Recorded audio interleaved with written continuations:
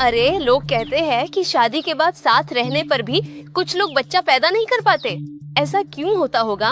Alex, doctor खुद कहते हैं कि शादी के बाद 1 साल तक प्राकृतिक रूप से बच्चे के लिए कोशिश करनी चाहिए। लेकिन 3 जरूरी बातें हैं। कहते हैं कि अगर इन्हें माना जाए तो बच्चा होने की संभावना बढ़ जाती है। क्या 3 जरूरी बात है? अगर तुम बताओगी तो जिन्हें नहीं पता उन्हें भी पता चल जाएगा, है ना? एलेक्स, हम सभी जानते हैं महिलाओं में एक एग होता है और पुरुषों में स्पर्म होता है।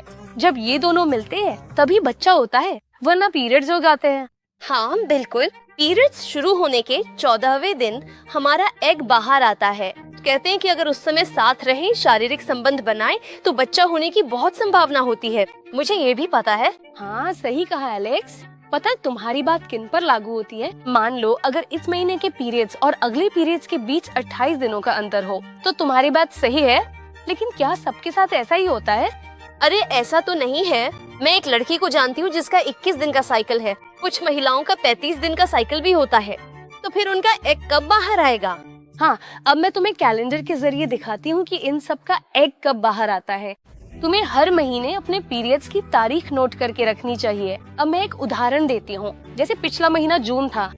अगर तुम्हारे पीरियड्स 14 जून को शुरू हुए तो वही पहला दिन है। अब उस दिन से 3 या 5 दिनों तक पीरियड्स रहेंगे। 7 दिन भी हो सकते हैं। उसे छोड़ो, अब अगले पीरियड्स यानी जुलाई की बात करते हैं। अगर इस महीने भी 14 तारीख को ही पीरियड्स हुए तो क्या इस महीने में 30 दिन है? इसका मतलब है कि तुम्हारा साइकिल 30 दिनों का है। ठीक है, अब तुम 2-3 महीने तक इसी तरह चेक करके देखो कि क्या तुम्हारा साइकिल 30 दिनों का ही रहता है या 32 दिन का होता है या 28 से 30 दिन का। ये तुम्हें चेक करना होगा, तभी तुम्हें अपनी सही साइकिल का पता चलेगा। जब तुम्हें अपना साइकिल पता चल जाए तो उसके बाद क्या करना है और एग कब बाहर आएगा मैं बताती हूँ। मान लो इस महीने 14 तारीख है और अगले महीने भी 14 तारीख को ही पीरियड्स होते हैं, तो तुम्हारा साइकिल 30 दिन का हुआ। लेकिन अगर 2-3 महीने चेक करने पर ये 30 से 32 दिनों के बीच आता है तो तुम्हारा साइकिल 30 या 32 दिन का हो सकता है। तो अगर अभी 14 है और साइकिल 32 का है तो अगली 14 तारीख तक का समय होगा। तो अगर 14 तारीख को पीरियड्स हुए तो उससे 14 दिन पीछे गिनना होगा।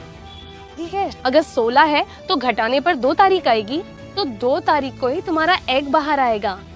अगर हम इस कैलेंडर मेथड से हर महीने के पीरियड्स और अपने साइकिल को समझ ले तो ये आसान हो जाएगा।